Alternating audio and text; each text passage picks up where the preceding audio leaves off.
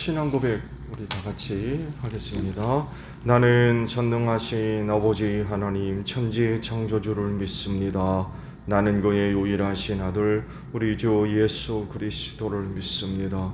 그는 성령으로 잉태되어 동정녀 마리아에게서 나시고 본디오 빌라도에게 고난을 받아 십자가에 못 박혀 죽으시고 장사된 지 사흘 만에 죽은 자 가운데서 다시 살아나셨으며 하늘에 오르시어 전능하신 아버지 하나님 우편에 앉아 계시다가 거기로부터 살아있는 자와 죽은 자를 심판하러 오십니다.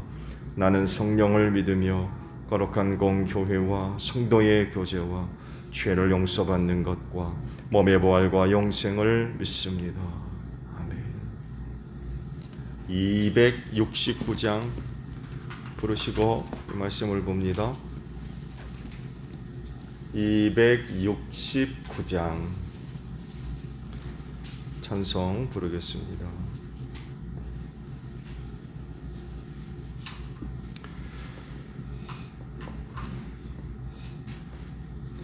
(269장입니다) 그 참혹한 십자가에 주 달려 흘린 피 샘물같이 늘 흘러서 죄 씻어주시네. 값없어도 다 나와서 내 죄를 고하면 인눈보다 더 희도록 참성 열어드리. 나 믿노라 그 보혈 공로를 없어도 피 흘리사 날 구원하셨네. 저 흉악한 한강도는 제 죄를 깨달아 죄 없으신 그 예수를 구주로 믿었네. 내 지은 죄 흉악하나 주 예수 믿으면 용서받은 강도같이 곧 구원 받으리. 나 믿노라 그 보혈 공로를 없어도 피 흘리사 날 구원하셨네. 온 백성의 죄 사하신 하나님 어린 양 그 십자가 지심으로 온 인류 구했네. 저 영원한 새 나라에 다 같이 모여서 금검은고 한곡조로 새 노래 부르리. 나 믿노라 그 보혈 공로를 흠없어도 피 흘리사 날 구원하셨네.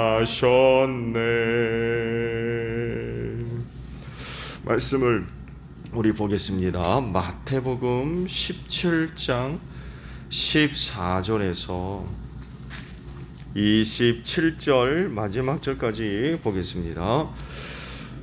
마태복음 17장 14절에서 마지막 절이에요. 그들이 무리에게 오니 한 사람이 예수께 다가와서 무릎을 꿇고 말하였다. 주님, 내 아들을 불쌍히 여겨 주십시오. 근질병으로 몹시 고통을 받고 있습니다. 자주 불 속에 빠지기도 하고 물 속에 빠지기도 합니다. 그래서 아이를 선생님의 제자들에게 데리고 왔으나 그들은 고치지 못하였습니다. 예수께서 말씀하셨다. 믿음이 없고 삐뚤어진 세대여, 내가 언제까지 너희와 함께 있어야 하겠느냐? 내가 언제까지 너희에게 참아야 하겠느냐? 아이를 내게 데려오너라. 그리고 예수께서 귀신을 꾸짖으셨다. 그러자 귀신이 아이에게서 나가고 아이는 순간에 나았다. 그때 제자들이 따로 예수께 다가가서 물었다. 우리는 어찌하여 귀신을 쫓아내지 못하였습니까? 예수께서 그들에게 대답하셨다. 너희의 믿음이 적기 때문이다. 내가 진정으로 너희에게 말한다. 너희에게 겨자씨 하나일 만한 믿음이라도 있으면 이 산더러 여기에서 저기로 옮겨가라 하면 그대로 될 것이요 너희가 못할 일이 없을 것이다. 제자들이 갈릴리에 모여 있을 때 예수께서 그들에게 말씀하셨다. 인자가 곧 사람들의 손에 넘어갈 것이다. 사람들은 그를 죽일 것이다. 그런데 그는 사흘째 되는 날에 살아날 것이다. 그렇게 말씀하시니 그들은 몹시 슬퍼하였다. 그들이 가버나움에 이르렀을 때에 성전세를 거두어 드리는 사람들이 베드로에게 다가와서 물었다. 여러분의 선생님은 성전세를 바치지 않습니까? 베드로가 대답하여 바칩니다. 베드로가 집에 들어가니 예수께서 먼저 말씀을 꺼내셨다. 시몬아, 내 생각은 어떠냐? 세상 임금들이 관세나 주민세를 누구한테서 받아들이느냐? 자기 자녀한테서냐 아니면 남들한테서냐? 베드로가 대답하였다. 남들한테서입니다. 예수께서 다시 그에게 말씀하셨다. 그러면 자녀들은 면제받는다. 그러나 우리가 그들을 걸려 넘어지지 않도록 해야 하니 네가 바다로 가서 낚시를 던져 맨 먼저 올라오는 고기를 잡아서 그 입을 벌려보아라. 그러면 은전 한 입이 그 속에 있을 것이다. 그것을 가져다가 나와 내 몫으로 그들에게 내어라. 아멘. 자, 오늘은요 23절 하반절에 있는 말씀을 함께 나누려 합니다. 그렇게 말씀하시니 그들은 몹시 슬퍼하였다라는 말씀입니다. 그리스도인들에게는 그 희망이라고 하는 그런 것들이 있습니다. 그리스도인들에게 희망이 있는 이유는 예수님 때문에 갖는 희망이지요. 남들이 갖고 있는 그 세상적인 인간적인 그런 것들로 인한 희망이 아니라 예수님으로 인한 희망입니다. 왜냐하면 그분은 구원이시기 때문에 그렇습니다. 그래서 최악의 상황 가운데에서도 그리스도인은 그 주님 때문에 희망을 갖고 있습니다.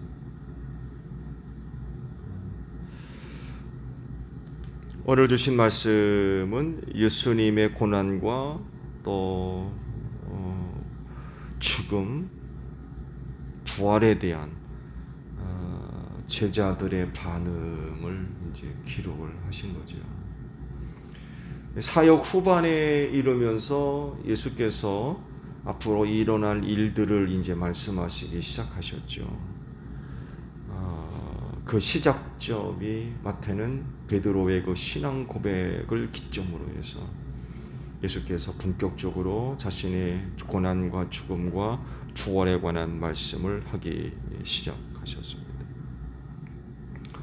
제자들에게서 그 소중한 믿음을 발견하셨기 때문인 것 같아요.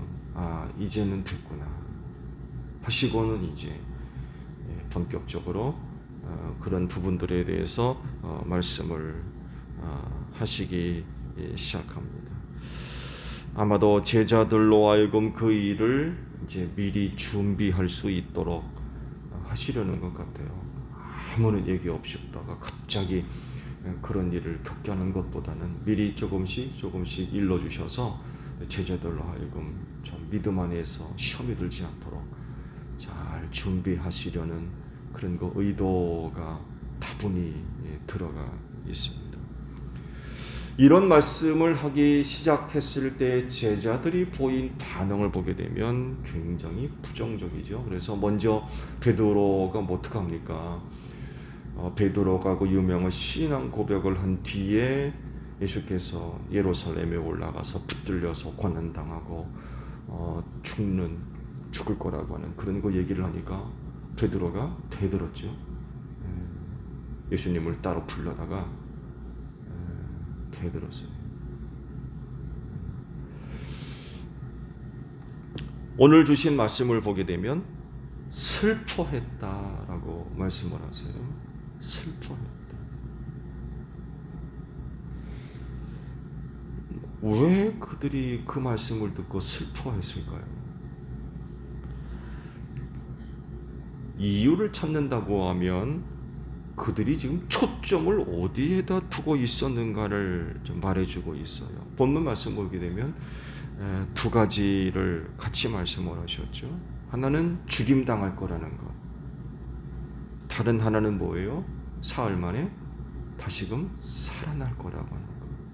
두 가지를 말씀을 하셨어요. 이 두 가지 말씀 중에 제자들을 슬프게 한 게 뭐겠습니까?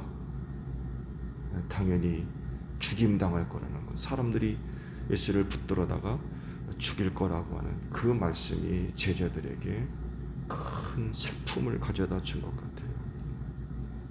이런 일이 있을 거라고 하면 좋아할 사람이 어디 있겠습니까?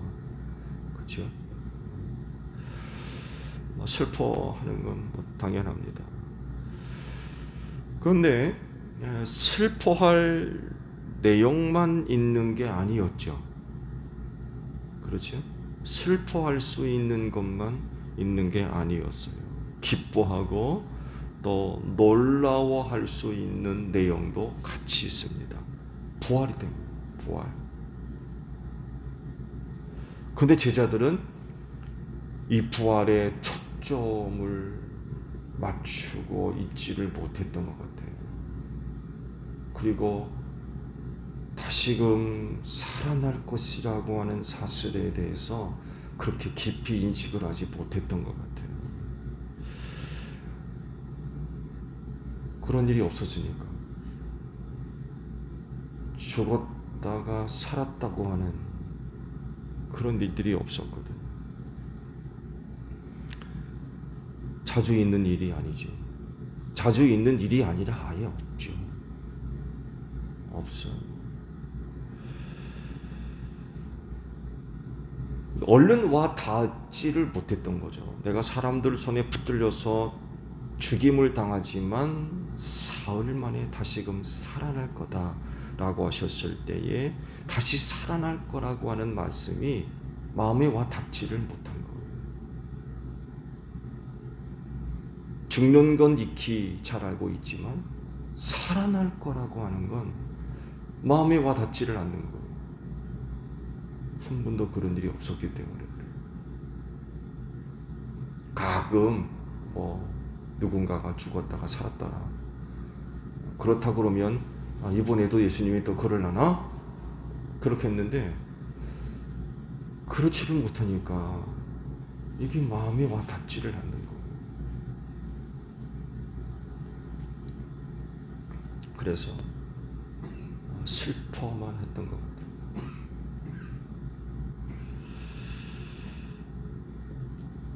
당시 제자들은요, 두 가지 말씀을 함께 듣고 슬퍼만 했습니다.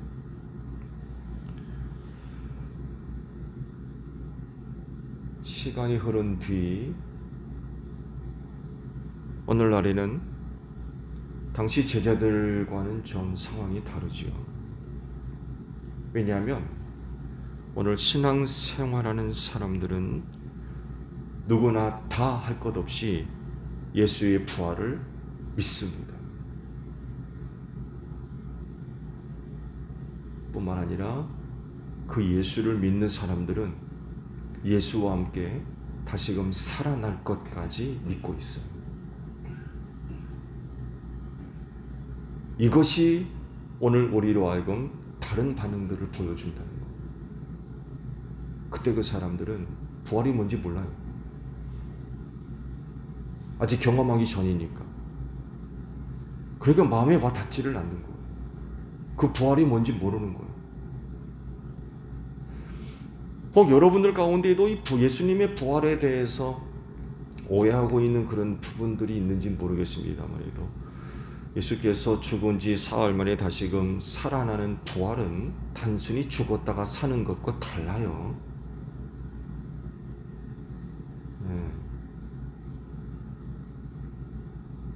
그래서 예수님이 죽었다가 다시 살아났다고 하는 부활과 혹 의학적으로 잠시 죽었다가 사는 것과는 달라요. 질이 달라요. 내용이 달라요. 왜냐하면 예수께서 죽었다가 다시 사셨을 때 부활체를 한번 생각해 보세요. 완전히 다른 거예요. 이전과 똑같은 모습으로 다시 살아난 게 아니에요.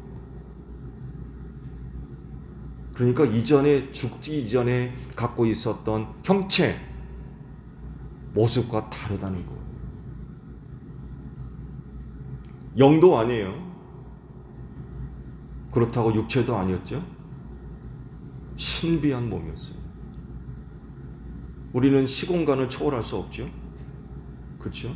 오늘도 새벽 기도회 하려고 식당에 들어오실 때 어떻게 오셨어요? 문 열고 들어오셨어요. 문 안 열고 들어오신 분 계세요? 문 안 열고 들어오신 분 계세요? 근데 예수님은 그냥 나타나셨어요. 제자들이 유대인이 무서워서 한 곳에 모여 있는데 호련히 나타나셨어요. 그리고는 의심하니까 뭐라니까 만져보라고 그러겠다. 만져보라고. 그리고는 또 음식도 같이 드시고. 이게 다시 살아난 부활체라는 거죠. 신비한 모습이죠. 근데 이 부활이 뭔지를 몰랐기 때문에 마음에 와닿지도 않고, 그러니까 죽는다는 것만 마음에 와닿는 거. 그래서 그렇게 제자들이 슬퍼했던 거죠. 근데 오늘 우리는 달라요. 예수의 부활을 믿는 사람들입니다. 그리고 예수를 믿는 사람들도 그 부활에 참여할 것을 또 믿고 있다는 거죠. 이것이 당시 제자들과의 큰 차이점. 그리고 이런 사실들이 오늘 우리에게 주는 게 뭐예요? 앞서 말씀을 드린 대로 희망입니다. 슬퍼만 하지 않습니다. 죽음만 생각한다면 슬프죠. 그렇지만 예수의 부활을 우리가 생각해 본다면 감사가 있죠. 기쁨이 있고 또한 희망이 있어요. 희망. 구원받을 것이라고 다시 살 것이라고 이런 거 희망이 있습니다. 그래서 그 부활에 참여하기 위해서 최선을 다해서 신앙생활하는 그런 그 모습들을 갖게 되죠. 그리고 순교가 있는 거예요. 순교. 죽기까지 신앙을 지키는 거예요. 희망이 있으니까. 희망이 있으니까. 예수 부인하지 않고 그 믿음 지키기 위해서 최악의 경우 자기 목숨까지도 내놓는, 이건 다른 사람들에게서는 찾아볼 수 없죠. 죽음은 가만히니까 희망이 없어요. 최악의 경우에도 견디지를 못하는 거예요. 견디지를. 죽음은 그만이니까. 근데 그리스도인은 다르다는 거예요. 최악의 경우까지도 희망을 버리지 않아요. 왜? 생명이 있기 때문에. 구원이 있기 때문에 그래요. 이걸 알고 믿으니까 어떻게 해서든지 간에 끝까지 그 신앙을 지키기 위해서 애쓰는 그런 그 생활들을 한다는 것입니다. 이런 내용들 때문에 남들에게는 없는 희망이 그리스도인들에게 있다라는 그런 그 사실입니다. 예수로 인한 희망이죠. 내게 있는 어떤 것, 내가 갖고 있는 그 어떤 것이 희망이 아니다. 그 예수, 그런 예수 때문에 오늘 우리에게 마지막까지도 희망이 있는 그런 그 생활들이 가능하는, 아무리 최악의 상황이라 할지라도 절대로 낙심하지 않고 두려워하거나 제자들과 같이 슬퍼하지 않고 희망이 있는 거죠. 물론 예수께서 죽는다고 그러니까 슬프죠. 그렇지만 다시 산다고 하니까 희망이 있고 용기가 있고 또 기쁨이 있고 감사가 있고 이런 것들을 갖고 있는 이들이 바로 그리스도인이다라는 그런 그 사실입니다. 예수님은 그를 믿는 자들에게 언제나 희망이 되어 주십니다. 그렇진데 오늘 아침에도 이렇게 오셨는데 그 예수로 말미암아 희망을 갖는 여러분들이 되시기를 바랍니다. 어떤 어려움이 나를 어렵게 하고 참 힘들게 하고 지치게 하고 그렇게 하지 그러나 이렇게 이른 아침 오셔서 주의 이름을 부를 때에 그 예수로 말미암아 또 새로운 희망을 가질 수 있는 여러분들이 되시기를 바랍니다. 이것이 그리스도인으로 하여금 이 세상을 살아가게 하는 힘이에요. 힘. 오늘 아시듯이 오늘 세상이 점점 힘들어지고 있습니다. 점점 어려워지고 있고 점점 심각한 그런 그 위협이 이 세상에 있는 모든 사람들을 정말 힘들게 할 거예요. 뭐 틀림없는 사실이에요. 그러다 보니까 고통받는 사람들이 너무나 많이 있어요. 단순히 고통이 아니라 위협, 생명의 위협에 놓여있는, 무방비 상태로 놓여있는 이런 사람들이 뭐 얼마나 많이 있는지 모르겠어요.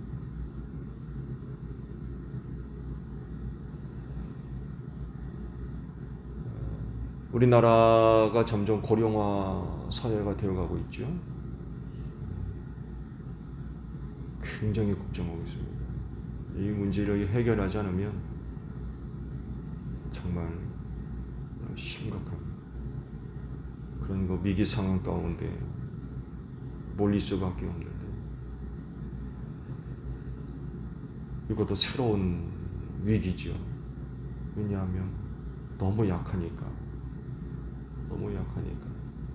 그 어려움이 쉽게 노출이 돼가지고 이건 뭐 방법이 없는 방법.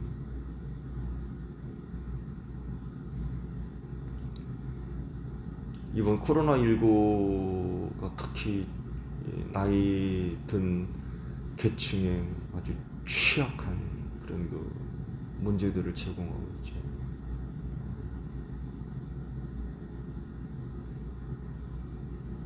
이런 일들뿐만 아니라 예수께서 말씀하셨던 그런 일들, 주께서 오실 날이 점점 다가옴으로 말미암아 오늘날 이 세상에 지구뿐만 아니라 우주적으로 일어나는 일들을 보게 되면 정말 굉장히 심각한 그런 그 위기에 봉착할 수밖에 없는 이런 그 상황으로 오늘 이 세대가 점점 흘러가고 있다는 거죠. 그렇지만